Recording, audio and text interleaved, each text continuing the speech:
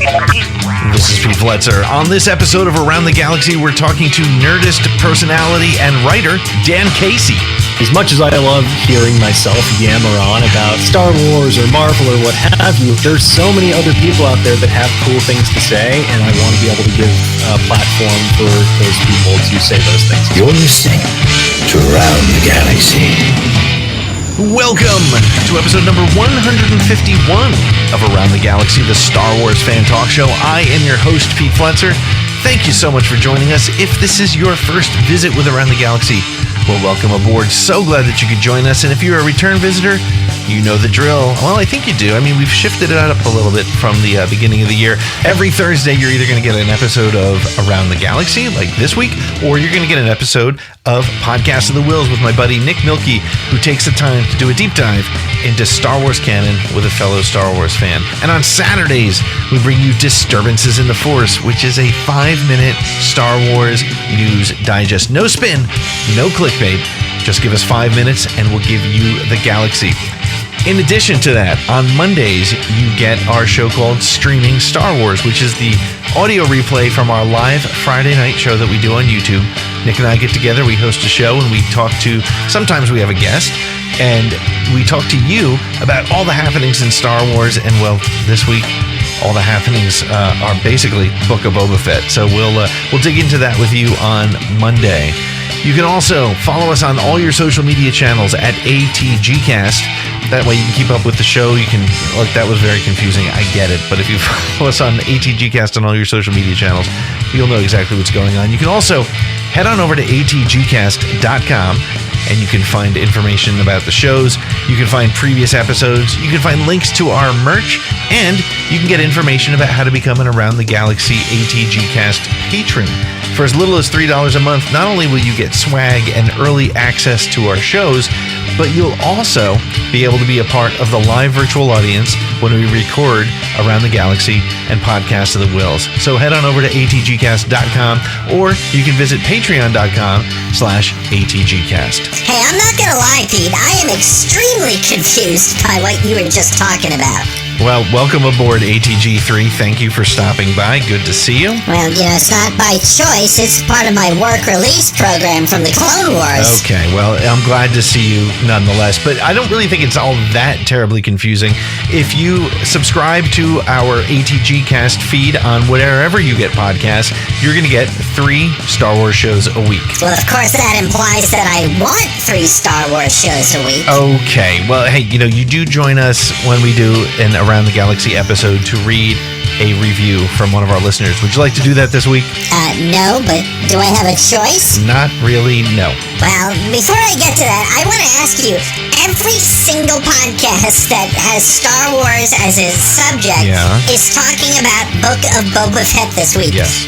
Why aren't you? No, we are talking about Book of Boba Fett, but we're doing it live on Friday night on our YouTube channel, like I was saying before. We're doing Streaming Star Wars live at 8 p.m. East, 5 p.m. Pacific. Just go to youtube.com/AroundTheGalaxy, and you can be a part of the conversation. We have a special guest, Mitch Dyer, is joining us this week. Only you, Flats, can take a simple question and turn it into a sales pitch. Well done. Yes, but anyway, I'm going to be busy on Friday night. I'm having my... You're going to be busy on Friday. Joints lubed or something. Okay. I don't know what I'm doing. Well, if you miss it, you can always pick up the replay in your podcast stream. All right. If you're subscribed to ATGcast. Well, your shameless self-promotion has eaten into my time, so I'm going to have to read a short one this week. This week's review comes to us from Apple Podcasts from someone called Gus Tague. He says simply, great podcast. This is my favorite Star Wars podcast. Pete is the best and knows his stuff. The best part of his show is that it is so inclusive. I love it. Well, thank you, Gus. And now, Dan Casey, after these messages. This is Dan Casey, and you're listening to Around the Galaxy. Dan, thanks so much for joining us. How are you? I'm great. I loved that intro. That was so appropriately dramatic. It got me hyped up for the show. Well, good. It's working. So Dan, thank you for hanging out with us. It's as I was saying, we are recording the night before the second to last Book of Boba Fett episode. Yes, Fetsmas Eve. Fetsmas Eve. Yes, it's man. I am going to miss that. So any conversation that we end up talking about with Book of Boba Fett, which we probably will probably be wrong. I mean, I think we can expect to be wrong about any conversation there. But Dan, for people who don't know you, maybe give us a little bit of your background. Yes, I'd be happy to. For people that don't know me, I grew up in the Boston area, and then 2 weeks after graduating college, hopped in my car to drive out to Los Angeles for a recession-proof career in entertainment, and somehow stumbled my way into the world of entertainment journalism. And I've now been with Nerdist and Legendary Digital Networks for a decade. It was a decade as of this past November, which is wild to think about, especially in internet years. But basically, it all stems from a life of reading comics, playing video games, and overthinking fictional worlds, which I was then able to fortunately trick someone into paying me to do professionally, which I, pinch myself every day because it doesn't feel real sometimes. But so I make a lot of videos at Nerdist. I used to do a lot more writing. These days, I'm more on the video side, working behind the scenes. But yeah, it's just fun to always get to geek out about the stuff that I'd be nerding out about anyway with my friends and family. I think I'm not gonna be able to let my son listen to this episode because he'll be like, "See, Dad, it's okay if I play Fortnite and watch movies all day because I'm gonna make a career out of it." Yeah, he's preparing for the future. That's right. Right. Future-proof career. Well, that's pretty wild to have jumped into this 10 years ago. And as you said, I mean, 10 years in internet years is huge. We'll get into your Star Wars story in a minute, but maybe it might be interesting to start talking a little bit about this current state of fandom. Because when I say fandom, I generally mean all the big ones. MCU. Right. One of your books was MCU, Star Wars, Lord of the Rings, whatever is big. And 10 years ago, that was sort of the things were starting to become kind of real. I always talk about how I was in. I was back when Phantom Menace came out 20 plus years ago. The internet speed was so slow, and YouTube didn't exist. But in the past 10 years, not only has fandom really exploded online, but it's the dominant force. Yeah, it's been fascinating to see, especially from when I came into this as an industry, just how fandom has become the global, dominant force in popular culture. It is just shaping the world around us in really meaningful ways. And it's interesting because, it's been facilitated by sort of the rise in things like social media. Because, not to say that fan communities have existed since time immemorial, long before the internet was a thing. You think back to the very first Comic-Cons and things like that. It was just a space for like-minded people to geek out. Even in the early days of the internet, you had Usenet groups and listservs and things like that. Right. But now it is easier than ever to hop on any platform and find people that share the same deeply nerdy niche interests as you.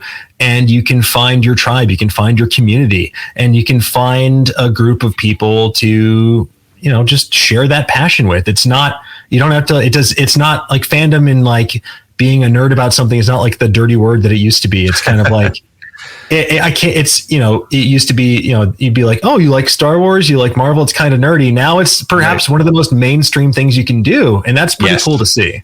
It is. I mean, it's funny. We talk about, and one of the objectives of my show is to sort of capture that moment when two Star Wars fans meet, right? And it used to be you'd walk through your local shopping center and you might see one Star Wars shirt and you'd be like, hey, if I get in line at the comic book store with that guy, I'm going to go talk to him about Star Wars. Now it's become kind of it's become. Even people who aren't Star Wars fans wear Star Wars shirts now, right? When do you think that kind of started to happen? When did fandoms like Marvel, Lord of the Rings, Star Wars start to become mainstream?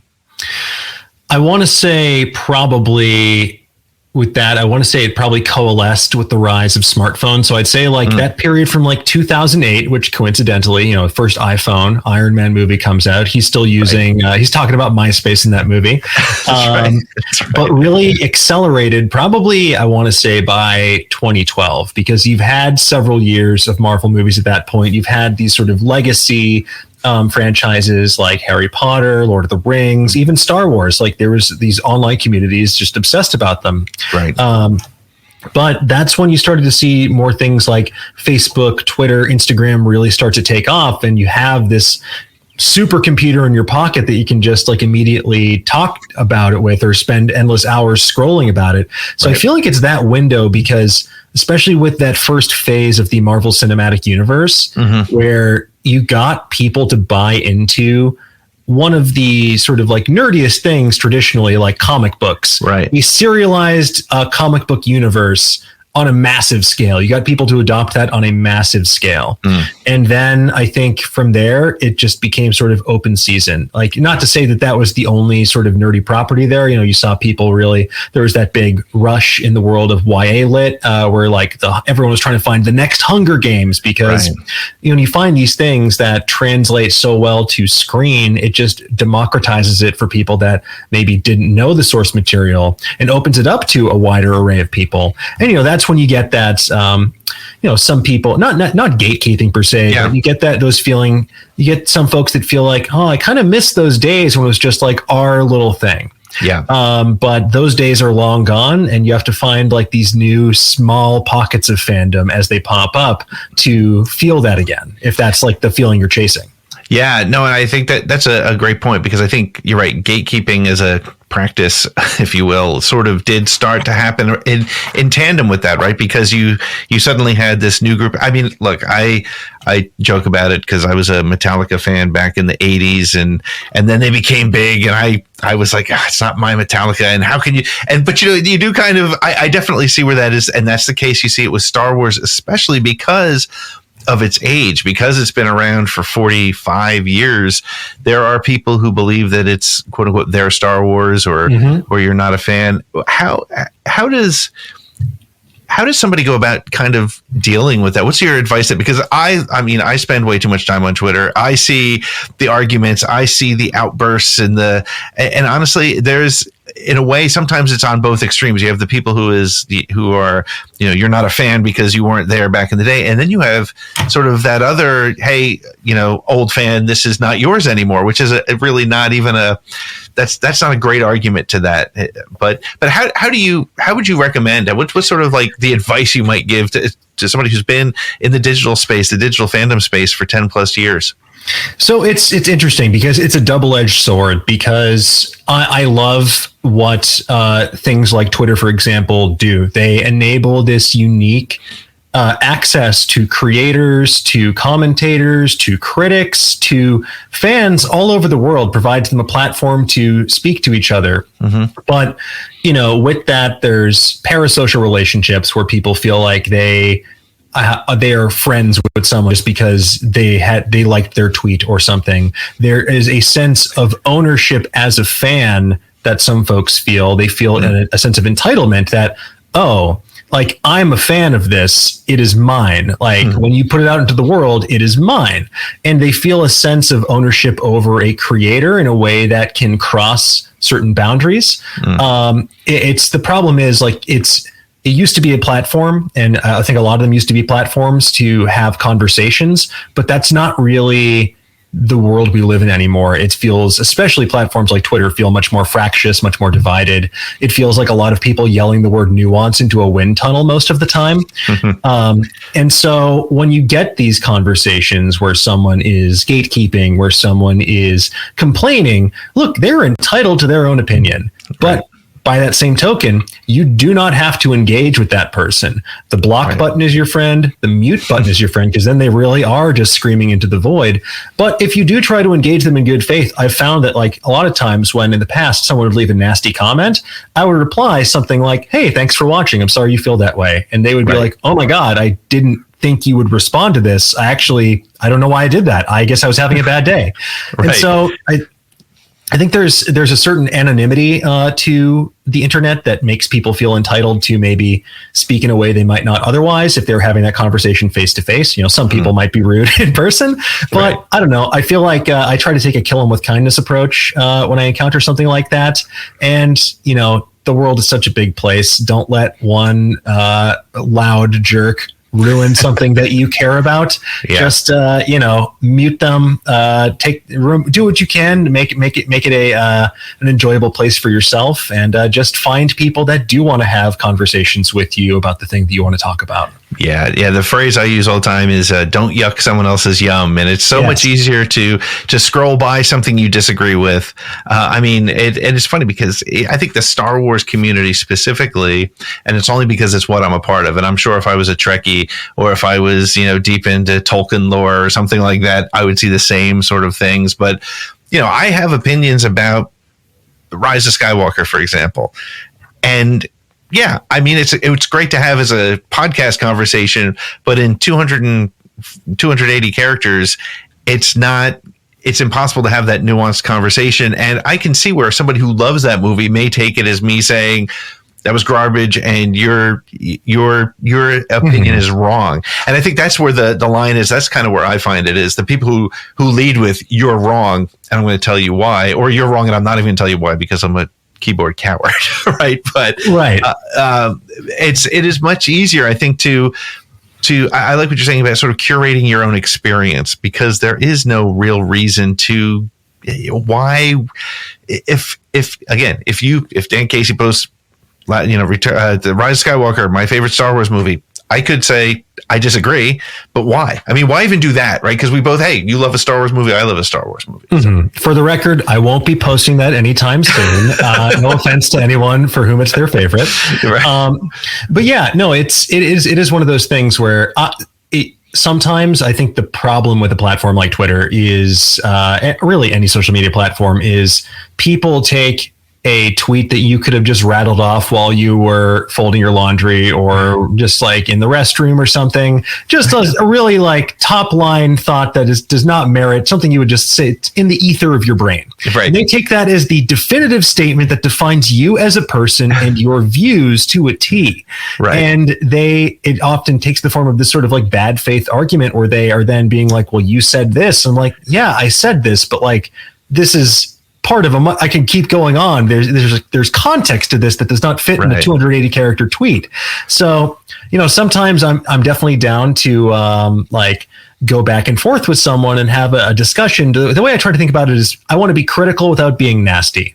Right. Like if I'm just trying to bag on something or dunk on something, that's different. And like, that's not me looking to have a meaningful argument. But like, if I'm trying to have like critical discourse, that is a very different thing. And I think that sort of gets lost in the shuffle because again, people are like, oh, well, you said this, so I'm just going to pile on and take this in a different direction. So you've been with Nerdist for 10 years. How does how does Nerdist manage the dearth of information? Because 10 years ago, there's a handful of you out there of really interesting entertainment. I could be wrong, and maybe it's just because of where I live in the space that I spend in the digital space. But it feels like it's an incredibly competitive space, specifically in entertainment. How does Nerdist sort of carve their own piece out there? Yeah, so that's a fantastic question because that's sort of like the question we have to ask ourselves every day, every year. Like, how do we set ourselves apart from the crowd? There are so many fantastic places that you can go to get your information about Star Wars, about Marvel, about whatever you're nerding out about. And as much as we try to be all things to all people, it's impossible. Mm-hmm. So what we try to do is figure out what we can do well. And so we sort of boiled that down to kind of 3 core principles, and that's being irreverent, intelligent, and inclusive. We want to approach things from an intelligent, analytical, critical point of view. We want to be irreverent. We don't want to be too stuffy about it. I mean, we had one of our writers, Michael Walsh, spoke with a basketball coach to analyze the game that they play at the beginning of High School Musical. So like we want to have fun when we're overthinking it. We want to be inclusive as well. So we want to make sure that we are giving a platform to the wide variety of voices out there from all different walks of life who want to nerd out about this, the same stuff that we're nerding out about.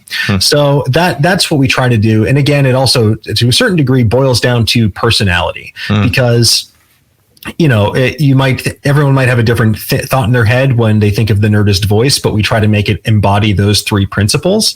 We want to make sure that people are coming to us, they know they're going to leave, hopefully having learned something and maybe laughed a little bit.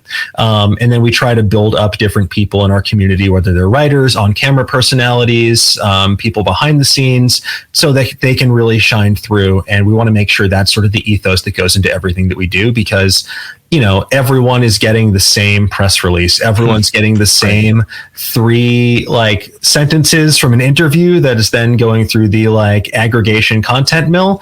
And we all have to figure out what can we say about it and why should you listen? And that's frankly a difficult question to answer, but we try to do so by putting our stamp on it.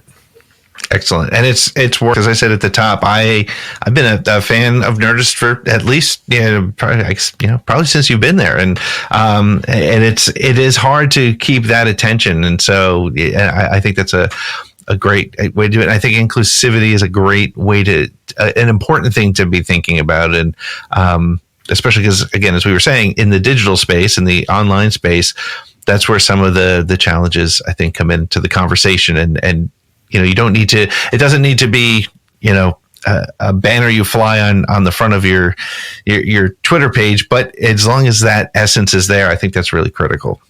So. Yeah, and thank you. We try to make sure that we're doing the best we can to give opportunities to as many folks as possible to talk about this stuff, because you know, as much as I love hearing myself yammer on about Star Wars or Marvel or what have you, there's so many other people out there that have cool things to say, and I want to be able to give a platform for those people to say those things as well. Hi, this is David W. Collins, and you're listening to Around the Galaxy. So, Dan, tell me a little bit about your first experiences with Star Wars, how it became part of your life, and how it kind of drove you to where you are now. Absolutely. So my first experience with Star Wars was 1997. I was down on Cape Cod. It was, I believe, the summertime. I don't remember exactly. I'm pretty sure it was 97 based on the little timeline. When you're a kid, every year feels roughly the same until you're old enough to look at a calendar. So I remember my dad came home one day with this really cool looking box set. It was 3 VHS, and it was the black and gold Star Wars special edition VHS box set that came out, I believe, in connection with they're starting to release these special editions in theaters and things like that. And I was just blown away. I had grown up to that point reading comic books because my dad collected comics since he was a kid. So my basement growing up was like this Library of Alexandria of just like really old comics dating back to the 1950s.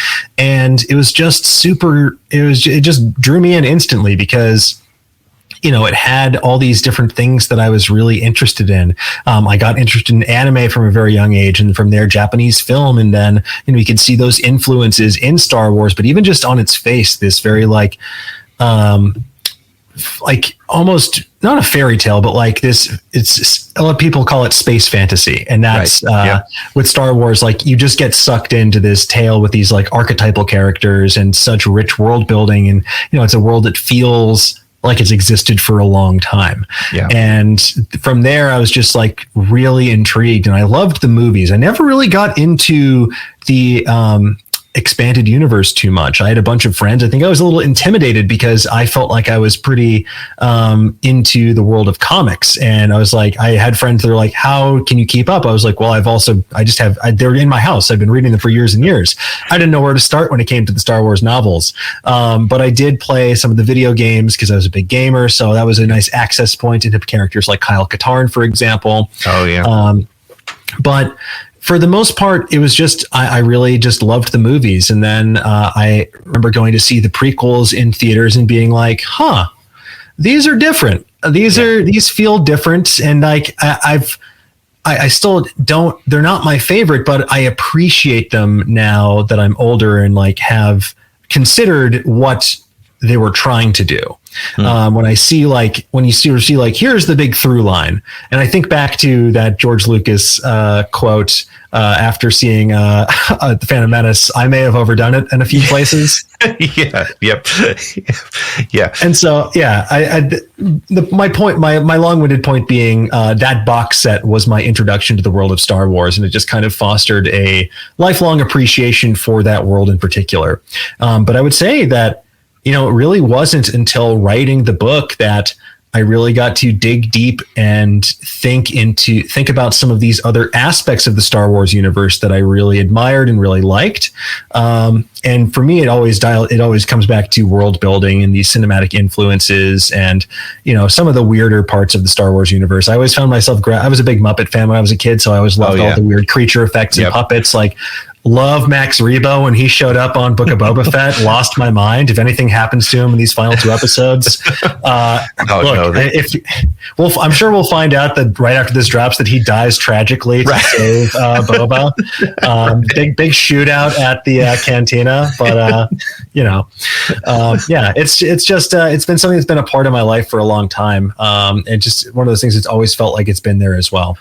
It's funny. I often think about Star Wars, and my first thing is I've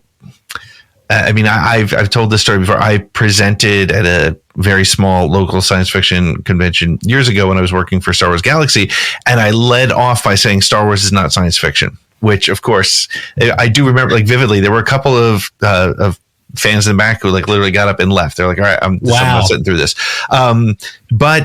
I always think science fiction first when I think of Star Wars, even though it's fantasy to me. I think of the science fiction side. I forget every single time how much of it is monsters and fantastical. And I mean, Book of Boba Fett, you had, the creature that looked like a Harryhausen effect come out of the sand, right? And what was it, the first episode? And I forget that it's as much monsters as it is force and spaceships. And I think it's the fact that anything can show up in a Star Wars adventure, whether it's a movie, book, comic, or TV show. Do you think when you think of Star Wars, what are sort of images that come to mind for you? It's a lot of what you described there. I picture these like space samurai and wizards waging war in outer space against these sometimes galactic backdrops. I think like political maneuvering. I think sort of like space opera on the grandest scale playing out over the course of decades. But when I just think about it at its core, I think adventure, because you think back to the original movie where it's just farm boy leaving his home with a couple of quirky robots to realize that he has a much bigger role to play and the world is so much bigger than his small town. And that's something I always really resonated with. I grew up in a town called Wakefield, Massachusetts, about 25,000 people. So not like super tiny, especially compared to some folks I know, but it felt small. Everyone I knew and like went to high school with, a lot of them were like, yeah, we're just going to like buy a house here or like get married and move back to the hometown. I'm like, that's not what I want. I wanted adventure. That's something I always wanted. I always wanted to travel and to experience the world. And I think that sort of aspect where, Luke Skywalker going on this incredible journey, that is something I was like, wow, that's awesome. Like, look at all the, like, look, you lost a hand along the way. It's not all going to be great, but for the most part, as an only child, I don't have to worry about kissing a sister. It's mostly going to be good. It's mostly going to be, I mean, if I followed your history, you went on to study, was it Japanese culture and you spent time in Tokyo? Japanese history, I spent time in Kyoto and Tokyo. Yeah. So you got the adventure part, you got the travel so far, and you still got plenty to go if as you have those opportunities, which is wild. And I think it's funny that you talk about that, because so many people that I talk to on the show talk about how there was something about Luke's sort of call to adventure. And while I think for some people like yourself, it's very present, but I think ultimately that's probably why Star Wars works for people, because whether you think about it or not, you probably do want to, go on beyond whatever you have, whether it's good or bad. You want to go beyond, and Lucas captured that incredibly well without hitting you over the head with it, I think. Yeah, he's such a he's such like a charming doofus in the first movie where, he is your way into this world. Everyone else seems to know exactly what's going on with all of these smugglers and, princesses, secret messages, ancient orders of wizards with laser swords, and people that can choke you with their mind. And he's just like, I helped my uncle harvest moisture all day, every day. The only thing I wanted was to go to town to buy some power converters, but he said no. So it's just like, great. I'm at home doing chores. There's so much going on in the world around me. It's super relatable. It's almost like he is the Peter Parker of the galaxy far, far away. Peter Parker, Spider-Man, probably my favorite character in Marvel, because he is someone that has to deal with all of this other nonsense, who has all of this unexpected responsibility and legacy thrust upon him that he has to deal with. But with Luke as well, he's just he's just a farm boy trying to make good, and then suddenly finds himself inducted into this ancient order of knights and dealing with his dad's mess to clean up. Yeah. Well, and it's interesting too, because let's talk a little bit about Star Wars storytelling and where it is, because I hadn't thought of it until you were just expressing it there so well, and that might be why Din Djarin is such an appealing character, right? I think because, and I think we're seeing it with some of the commentary about Book of Boba Fett, it's not the Boba Fett we expected, right? And who knows what's going to happen in the next 2 episodes, but clearly not the Boba Fett they expected. But the great thing for Din Djarin was there was nothing to expect. And I mean, he's more clueless than Luke was in Star Wars. I mean, the fact that he asked Luke if he's a Jedi when he walks in after slashing down all those robots at the end of season 2. But the future of Star Wars storytelling it seems like we've sort of been given a blueprint that we're going to be moving forward heavily on television. What are your thoughts on that? And as somebody who grew up with the films, as all of us did until 2019 when Mando came out, how does that strike you as a way to tell these stories? I think it's a really interesting direction to take. Obviously, I'll always enjoy a well-crafted Star Wars film, but we're in a place right now where studios are willing to put the money behind a Star Wars show to make it look and feel as good as it needs to, as good as you would want it to feel. But also, the technology is there. It's not going to look chintzy. It's not going to look like you're not going to see the wires. Right. You might see a guy's jean leg or a Starbucks cup every now and then. Mistakes happen. Let's say it's an artifact or from the future, but I think it lets you really take your time with certain characters and tell some of these stories. There are certain stories that I think are worth being condensed into that just like tight 2-hour cinematic experience. There's like nothing that can really replicate that thrill. But with Mando in particular, you really get this character who's kind of like a blank slate, like this Clint Eastwood man with no name character. And over the course of 2 seasons, they've built in so much humanity into his journey as he reckons with his legacy, with his found family, with the strictures of orthodoxy and what that means for him. Is that something that even resonates with him? Is the way that he wants to follow? And I don't think you could really accomplish that same goal to the same degree if you just limited that to a movie, because if there's a couple years in between each entry as well, it just kind of loses some of that poignancy. The serialized nature of it even harkens back to some of the stuff that really resonated with George Lucas when he was first coming up with Star Wars, and that's like old Flash Gordon serials that would play. So it's nice to see, and I think it's extremely in the Star Wars tradition. I think sometimes it can feel smaller by nature because it's on television, because you're not watching it on a screen screen that's like 6 stories tall, but I think when it's done well, it can be a really transcendent experience for Star Wars fans. Yeah, I think the fact that they're able to tell these expanded stories, and it's interesting again. By the time this drops, we'll have a lot more information. But the way I'm personally a fan as a storyteller of the way they're telling this sort of Book of Boba Fett. I mean, it's right there in the name, the Book of Boba Fett. I said it before. It kind of feels like it really is. It's written. It's given to you like a book. You would get one chapter which was a flashback, then you'd get a chapter in current time, you get a flashback, then you get an interlude with, I mean, Chuck Wendig's Aftermath series had those interludes, and that's kind of what this episode with Mando was about. And so I think it's I'm enjoying it as a way to tell the stories, and it allows for a bigger sort of way to tell the story. Do you think they're going down an MCU sort of path where they're going to take all these different things and kind of go together? And which kind of big bad guy do you think they're going for, if they're going that direction? For sure. I think it's going to take a twofold approach there. With this sort of MCUification of the galaxy far, far away, I do think to a certain degree that is what is happening, because if you're Disney, you look at your most profitable asset right now, and that is the Marvel franchise. Then you look at Star Wars, which should have knocked it out of the park on everything they've done since 2015. In the same sort of way that Marvel has critically and at the box office.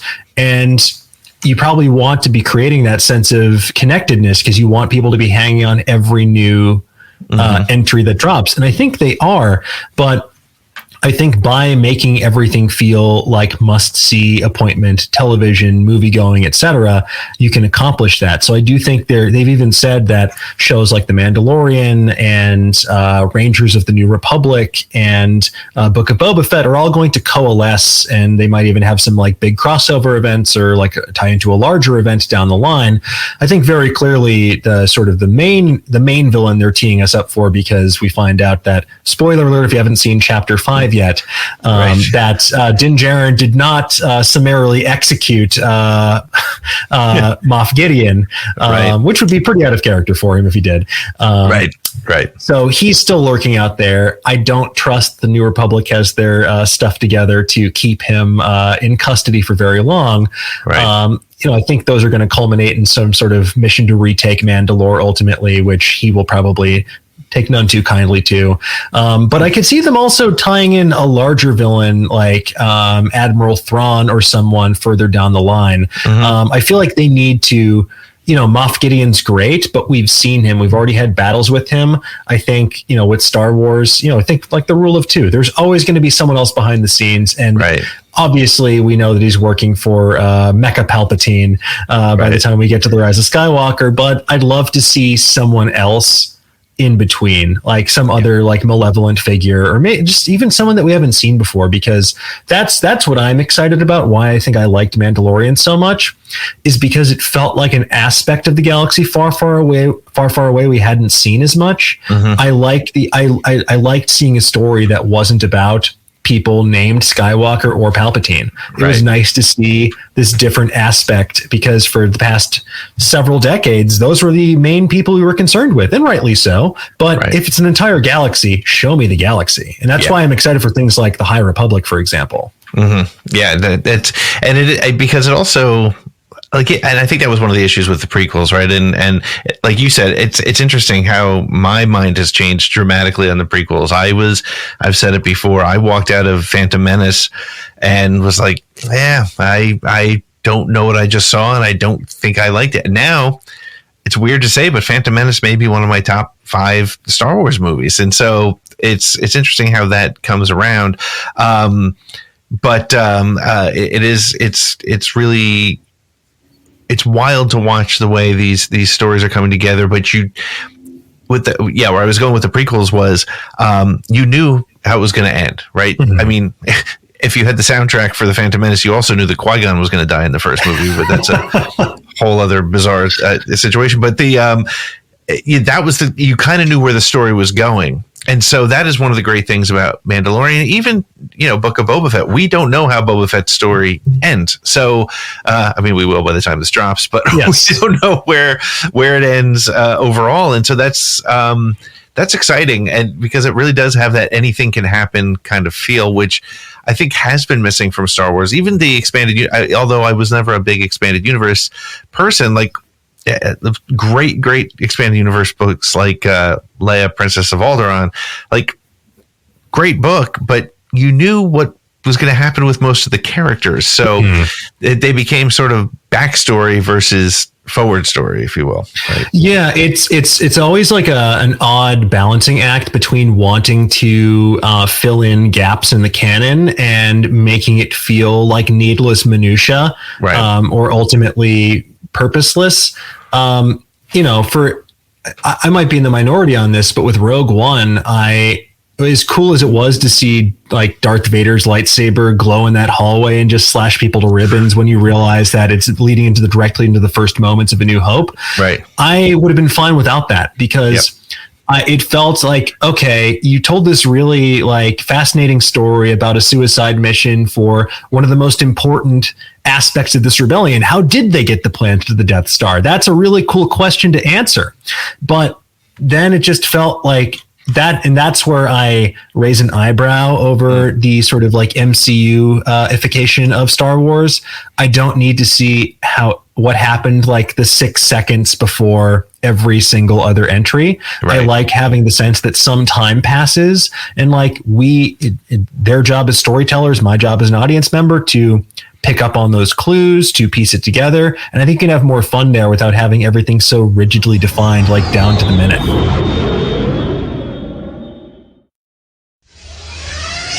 This is Jason Fry. You're listening to Around the Galaxy.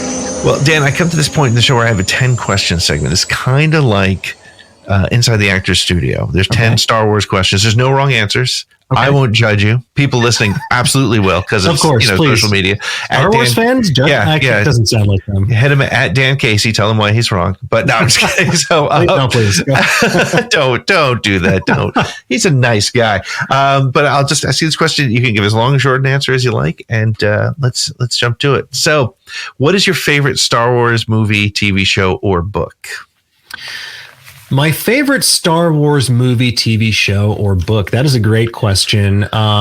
In recent years, it's been The Mandalorian because it got me excited about Star Wars again. But my real answer is A New Hope, the original Star Wars, because it just sets the stage so well, introduces you to all of these iconic archetypal characters, and just tease up so many wonderful mysteries and amazing moments and just jaw-dropping sequences. Like the first time I saw the Death Star destroy Alderaan, or the first time you see a Jedi mind trick. It's just this incredible foray into this world that, heretofore you likely knew nothing about. And I think, it's as a student of history, as a fan of this world, I have to bring it back to where it all began. Yeah. And it's interesting because my 9-year-old son, who popped in before we started, his moment, Star Wars is just a part of his culture, right? He won't have that big, oh my gosh, what is that big ball that's blowing up a planet kind of moment, but he's getting it in different ways. I've told this story before where he was a Clone Wars fan. You and I couldn't get into the anime. Like that was his entry point. And when the clones turned, that was his I am your father moment. That was like, he didn't make that connection to the movie. Wow. And so when, in season 7, when Order 66 comes, he was devastated. But that's great that Star Wars continues to deliver those moments to who's ever there. But I love that point you make about, seeing Star Wars for the first time. And it's truly amazing. It really is. What's your favorite non-Star Wars movie?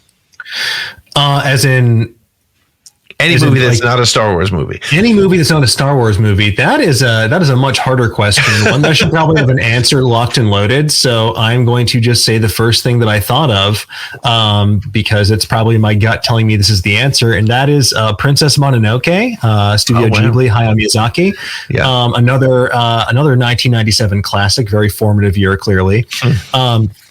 I remember my mother knew that I was interested in anime, and Hayao Miyazaki is supposed to be the Walt Disney of Japan, and so she took me to see this this animated movie, thinking like, okay, it'll be a fun like adventure fantasy film, right? And within the first 5 minutes, you see this guy, Prince Ashitaka, his arm gets possessed by the taint of a demon boar, and he pulls back the string of an arrow and lets it loose, and it rips a guy's arms clean off, and I'm like, oh my god. What is going on here? This is amazing. You can do that in animation? And it just blew my brain apart. I was like, wow, this is so cool. And it just becomes this sweeping eco fable about like sort of the folly of man and like what we're doing to the environment. And it's just this really just engrossing saga. And, a lot of those themes do cross back over to Star Wars, but I think I always trace back, my first anime that like really got me into it was Sailor Moon, but like truly Princess Mononoke was just on another level in terms of expanding my young mind as to the possibilities that were out there and having such incredible creature designs as well. Yeah. Yeah. How did you respond to Star Wars Visions? I loved Star Wars Visions. I thought it's such a cool idea. I think an anthology series is such a perfect format for Star Wars, especially an animated anthology series, because there you're not really constrained by budget or physics in the same way that you would be in live action. Right. And I think it also just opens up the world of Star Wars to a whole different batch of creators that previously probably didn't get a chance to put their stamp on Star Wars. So I loved it. I'd love to see them do more of it. Doesn't always, all of it doesn't have to be anime, but the more anime, the better in my opinion. So I'm very excited to see them hopefully do some more. Of the 9 stories, which one was your favorite? I'm just curious as an anime fan. I have to remember what the name was. Hold on, looking it up real quick. What was it called? I believe it was The Ninth Jedi, if I'm not mistaken. Yeah. Mm-hmm. Yep. Yeah, The Ninth Jedi. I really enjoyed that one. I just liked all the iconography in there, and truly anything with. It even reminded me a little bit of Princess Mononoke with some of those scenes that are like in the forest there and the speeder bike chase. It just really hit all my check marks for what I'm looking for. Yeah, it was for me as somebody who's not an anime aficionado by any stretch. I've always had an interest, but never, the deep dive. It was a great way to expose me to that, and since then I've watched a handful of things. I've been much more open to it. So good on Star Wars also for opening that door for others, because it's clearly been influenced by and influenced into what we've seen there. So, all right, can you describe Star Wars in 3 words or less? Okay, Star Wars in 3 words or less. Let me see.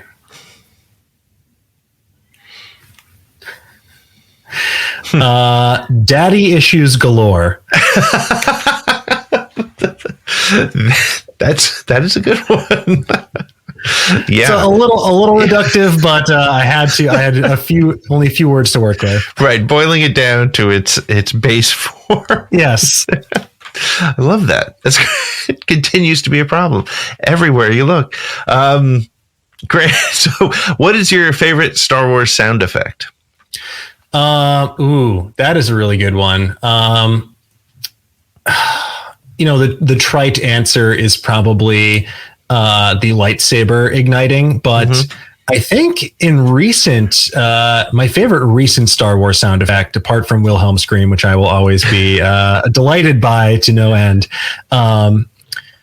is the sound that the seismic charge makes. We saw it recently on Book of Boba Fett. I believe it was chapter 3 or 4. It might have been chapter 4, where they drop it into the Sarlacc's gaping maw, and in Attack of the Clones as well, I believe. And it's just such a testament to what Ben Burt and the team at Skywalker Sound are able to achieve. And that was one of the coolest things when I was researching the book, is just learning about all the stuff they would do to get these sounds, like messing around with like plane engines and running them through filters, or recording animals and mixing them all together to achieve this like perfect noise. And it's honestly, every little thing in the world of Star Wars, like I just want to go back now and just listen for the sounds to see which one is going to be most satisfying. But blaster to my head, I'd probably go with the lightsaber going on, but more recently, definitely the seismic charge. That's great. And I've said it recently, and Star Wars shouldn't work, right? If you look at the 1977 film, like the crazy costumes, just special, like nothing there should have worked. But one of the things that, and as much credit as Ben Burtt gets, is I think he needs to be really brought to the fore, because without those sound effects, without, if they went with generic Flash Gordon-y sound effects, that it wouldn't have worked. And they've continued that tradition into even the most recent Star Wars, which is amazing. Who's your favorite Star Wars droid? Ooh, my favorite Star Wars droid. This is definitely a hard one. As much as I love R2-D2 and how sassy he gets, I might have to go with like a Gonk droid, just because they're just trying to make it through the day. Like you saw one in chapter 5 of Book of Boba Fett, who is just he's going through it. He does his part to help the Naboo starfighter get made, all just while saying his name Gonk over and over again. And I just like they're just so silly. So I like them. And I think that's a testament to Star Wars too, that like this, I mean, it's a box with legs, and it's become a cult fan favorite. It's wild. It really is. I mean, I will admit, when I saw the Gonk droid in I think it was probably the first episode of Mandalorian, I was like, it's one of the Gonk droids. He made it. That's great. Which Star Wars character would you most like to be, and why? Ooh, that is a good one. I do believe this. I think I'd like to be Max Rebo, because he has a pretty good deal. He just gets to hang out and play some sweet tunes with his pals. Sometimes he finds himself in harm's way. He may or may not be proximal to an exploding pleasure barge, or a Wookiee ripping off the arms of some Trandoshans who are being too loud at gambling. But he's just hanging out. He's got gainful employment. Everyone seems to like him. No one's like mad at Max Rebo. So hey, look, you get a front row seat to all of these big events in the galaxy far, far away without a lot of the hassle. I love that. That's great. Front row without the hassle. Gotta love that. That's awesome. What is your favorite Star Wars collectible that you have? That I have? That is a good question. And it's funny because I feel like it's a safe question, because anybody who's enough of a Star Wars fan to go on a Star Wars podcast has to have something. There's got to be. No, for sure. And I've done a pretty good job of paring down a lot of my collectibles over the past several years. But I will say, I think my favorite collectible is right after I think I just finished the book and the first edition, and I went to Star Wars Celebration for the first time. And I was like, I want to commemorate this by getting some art. And I found this fantastic artist named Russell Walks, and he did some artwork of the original trilogy, making them look like pulp novel covers and old pulp paperback books. And I have them framed above my desk because it felt fitting. Like, I just finished a book, and I liked that they sort of reimagined these as like old books that my dad would have read when he was a kid, because he was a big sort of really loved all the old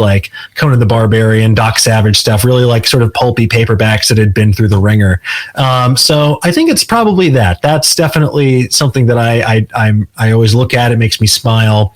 It's not something that is necessarily super collectible, but it's nice as well because I like that it's art. It's something that just enhances my experience whenever I walk into my apartment.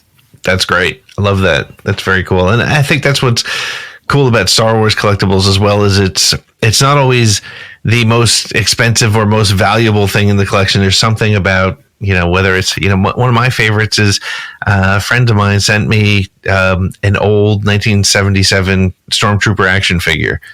That's I mean, that's all awesome. These helmets and all these other things, but that's because that brings me to that moment when I was 8 years old and I was playing in the sand pile with my toys. So, if you could own any spaceship or vehicle from the Star Wars universe, what would be your vehicle of choice? And I'm going to take the Millennium Falcon off the table because everybody says that. I don't want the Millennium Falcon. The maintenance on that, it always seems like it's about to explode. Like this is, everyone jokes about your vehicle's extended warranty. Han didn't even get a basic warranty on that thing. It's always on the verge of just like blowing up. If I had to choose one, that is a good question. I might go with, just because I was thinking about Knights of the Old Republic recently, I might go with the Ebon Hawk from that game because it feels cool, has a cool name, evokes the Millennium Falcon without all of the baggage that comes with that. So I'll go with the Ebon Hawk. Wow. Like the sensible answer would just be like a land speeder. Sensible's boring. Exactly. We'll go with the Ebon Hawk. Yeah. And how exciting though was it? And if you told me 20 years ago, 15 years ago, that I'd be excited to see an N1 Starfighter again. Now I always thought they looked cool and shiny and neat, but boy, oh boy, seeing that come back. I mean, that's how Star Wars, the prequels they've become ingrained in the culture because we were excited to see that ship come back. So that's cool. And they did it in a way that I thought was really cool because you have Pelimato explaining why this ship is a good choice for Mando and not just fan service, talking about this is pre-Empire, so it's going to be off the grid, and I'm like, awesome. There's a narrative reason why this makes sense for him. Right. And look, it's probably not ideal if people were saying like, how's he going to bring bounties in? Well, first of all, you can put a bunch of decapitated heads in a little astromech port, or he's not going to be a bounty hunter anymore because his path is changing. So I really like that, changing that ship is also going to force him to take a different tack with how he moves forward as well. Yeah. Yeah. It was such, I mean, I always say Filoni, the way he tells stories, there's a consideration. Now I know he wasn't the writer on that, but obviously he's a story consultant on most of it. Yeah. That's moving the story. And that's just it. And you have a 35 to 50 minute story every week. You have to move the story forward, even if it's a subtle way, like you just said there, which is great. It's funny though, because my 9-year-old looked at the ship, was like, that was awesome, but where's he going to put his bounties? And I was like, good question. Yeah. Think about it. Maybe he won't need He's not going to bring him in warm anymore. Let's just say that. That's off the table. He's going to be like, look, I'm going to take you in cold. So I'm going to take you in cold or flash frozen in the inky blackness of space. Which do you prefer? It's going to be tied to a cable behind my ship. You might bounce off a couple asteroids, but it's okay. It's Star Wars. It's possible. Yeah. Throw him in a back to tank. He'll be fine. Yeah. What's your favorite Star Wars moment? That is a really good question. I'm trying to think, like, what's the first thing that's coming to mind right now? Yeah.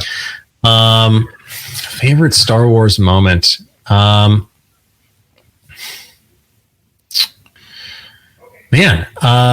It might. I'm just gonna have to go the first thing I thought of, and that is when you see that first lightsaber duel between Obi-Wan Kenobi and Darth Vader. When you see like Luke looking on in horror as he sees this mysterious person basically like kill his mentor.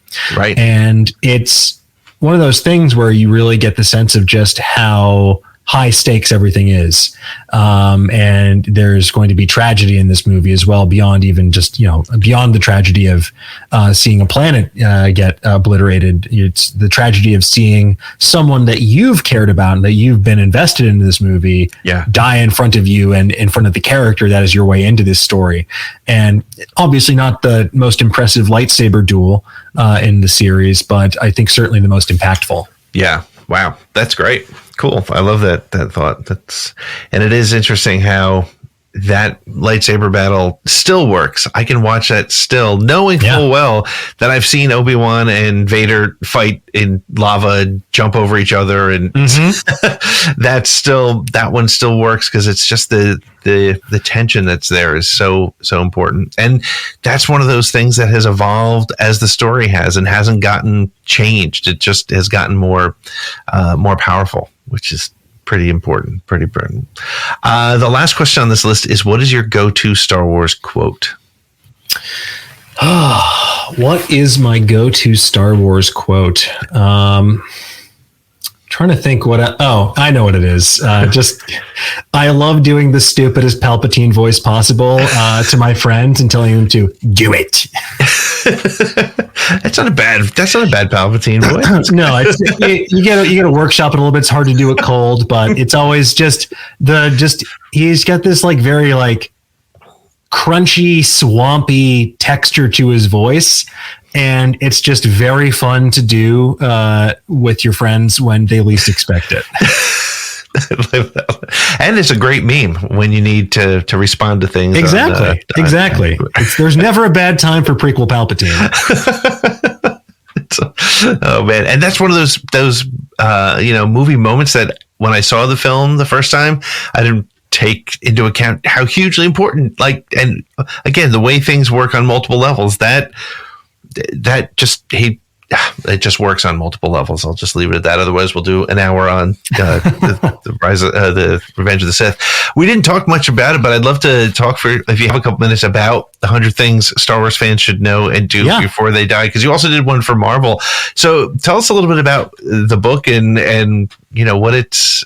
what it means, and maybe give us one or two of the 100 things that you think people need to do or know before they. Absolutely. So the books, I was given the opportunity by the folks over at Triumph Books, this really great publishing company out of Chicago, and they previously used to do a lot of sports publishing. They still do, but they were looking to expand to the world of pop culture, and they had seen the work I had done on Nerdist and reached out to me initially about the 100 things Avengers fans should know and do before they die, which they wanted to release right up in the build up to Avengers Age of Ultron. And then after that book came out, I got the opportunity to do one for Star Wars as well, because I think when that had come out, they wanted this to come out, I believe, in the build up to originally when Force Awakens was coming out, and then I think Force Awakens, and then they wanted to do I did a second edition of that when Solo was coming out. Okay. So if you want to live in a world where Tony Stark and Han Solo never died and they're alive and well, these are the books for you. So while the canon of the film version might be not up to date, I tried to fill them in with the stuff that I really found fascinating, which is all of the behind the scenes stuff, like how these movies got made, the stuff that went into like how many puppeteers it took to operate Jabba the Hutt, like the silly term they give for the type of music that Max Rebo actually plays. Just all of this stuff. I was like, okay, this is a cool opportunity to like really go deep on some of these things. Harder was figuring out the stuff to do, but some of the stuff that I thought in that capacity that I really liked is I had the privilege of visiting Rancho Obi-Wan. You mentioned Steve Sansweet earlier. Yep. For people out there who don't know, Rancho Obi-Wan, the largest private collection of Star Wars merchandise basically anywhere. It is a sight to behold. He gave me a tour of the place, and it was just so cool. As someone who has the collector impulse but does not have the square footage, I was on cloud nine, just seeing all of these crazy bootlegs and novels and weird pieces of promo material from all over the world. And that for people that are in California, it's based in Northern California. It's definitely, I don't know if they've reopened to the public yet, but if they have, can't recommend that enough. Yeah. Yep. And there's also, you can visit it online as well. They also have, I think they have an online membership if you want to join. Yeah. So that's awesome. Yeah. So Dan, where can people find you on the interwebs to keep up with you and what you're doing? Yeah. You can find me each and every day on Nerdist.com or YouTube.com/Nerdist. But if you want to find me personally, you can find me on Twitter at Dan Casey or on Instagram at Osteoferocious, like the bone disease, but sassier. When I found that, I laughed out loud. I thought Osteoferocious is awesome.